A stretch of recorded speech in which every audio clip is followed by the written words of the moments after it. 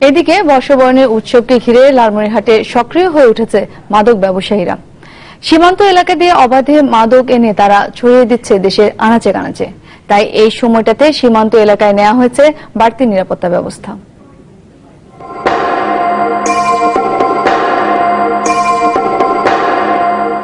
সীমান্তে মাদক চোরাচালানের ঘটনা নিত্যদিনকার।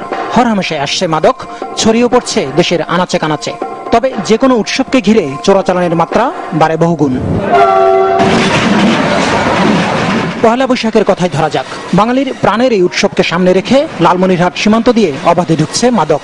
বুড়িমারি, পাটগ্রাম, বাউড়া এই এলাকা দিয়ে প্রতিনিয়ত মাদকদ্রব্য পাচার হয়ে থাকে এবং এই সমস্ত মাদকদ্রব্য শহরের বিভিন্ন বস্তিতে অবাধে বিক্রি হয়। এই মাদক ব্যবসায়ীরা ঈদ, পূজা, পহেলা বৈশাখকে তাদের সুযোগ হিসেবে বেছে নেয়।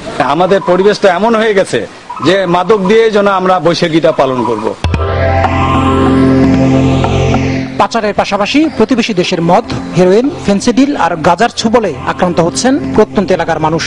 মাদক সেবনকারী আর পাচারকারীদের দৌরাত্ম্যে অতিষ্ঠ স্থানীয়রাও। যদি এটা প্রশাসন উদ্যোগ না নেয় তাহলে এই পয়লা বৈশাখে ভয়াবহ আকার ধারণ করবে। কানিপাড়া দিয়ে ফেন্সিডিল, গাঁজা পার হয়, চোরগুলি দৌড়াদৌড়ি করে, আমরা ঘুম পেতে পারি না। আইন শৃঙ্খলা বাহিনীর সদস্যরা বলছেন, সীমান্তে চোরাচালান বন্ধে সবসময় সজাগ রয়েছেন তারা।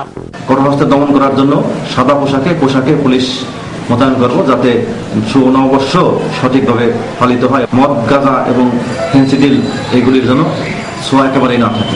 আমাদের কাজ করছে, আমাদের ক্যাম্পগুলো কাজ করছে। ব্যাটালিয়ন থেকে আমরা মাঝে মাঝে স্পেশাল অপারেশন চালাচ্ছি এবং আশা করি যে আমি এটা অনেক কমে নিয়ে আসবো।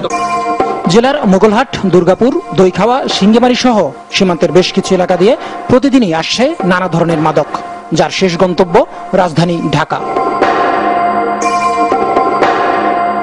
Desk report, channel 24।